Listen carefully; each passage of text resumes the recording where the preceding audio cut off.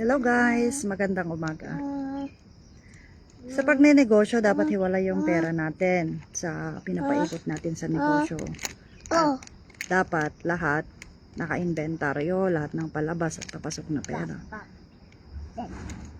Kahit sa konting gastos ba, dapat lahat naka-inventaryo yun. Kasi sabihin natin paunti-unti na ginagamit natin, wala, mauubos. Ang maganda doon is dapat ang ginagastos lang natin guys is yung kinikita natin. Huwag natin pinapakialaman yung puhunan ba para hindi yon nawawala.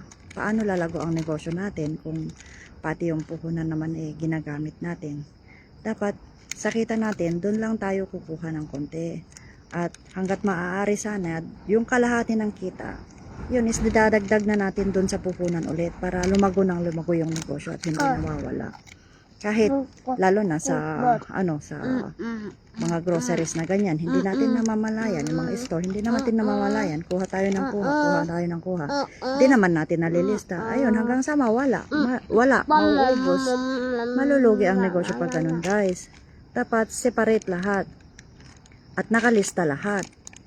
Hindi yung kukuha tayo kasi akala natin kayang tustusan nung kita yung gastos. Yun, hindi natin namamalayan.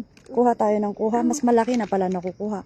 Pag araw-araw na ganun, walang pupuntahan ang negosyo, ang natin, kundi mauubos at mawawala, malulugi. Dapat ang negosyante, wais yan. Dapat mas konti yung gastos kaysa dun sa kita. Hanggat maaari dapat 50% of the gain, yun lang ang gagastusin. Ada kayong 50% is idadagdag sa puhunan para imbis na malugi ang negosyo natin is lalago pa. Kesa naman yung gastos ng gastos, mas malaki na yung ginastos kesa kinita.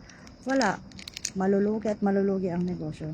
Dapat sa negosyo, dapat wais, dapat practical. Kung hindi kailangan gastusan, kung kailangan pa namang magtipid-tipid, tipid-tipid. Ganun yun guys, para lumaki ang negosyo. Maging wais ang negosyante. Huwag maging magastos. Huwag maging hindi porket kumita ng malaki ngayon, ginastos na yung kita. Wala pag ganun. Kasi ang negosyo din, may ups and downs yan. Minsan kikita tayo ng malaki, minsan negative pa nga. Kaya pag negative pa nga. Kaya kung kumita ng malaki, malaki din dapat ang isi-savings natin. Hindi yung kumita tayo ng malaki, malaki din ang gastos natin. Walang pupuntahan ang negosyo pag ganun guys.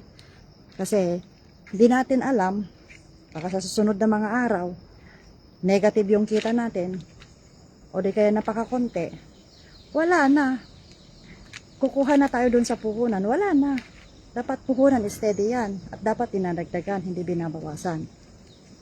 Ang negosyanteng wais, yun ang lumalago ang negosyo. Pero kung ang negosyanteng gastador, yun yung nalulugi. Kasi ang negosyo, ups and downs. Kikita ka ngayon, di mo alam bukas. Hey guys, bye bye for now. That's all.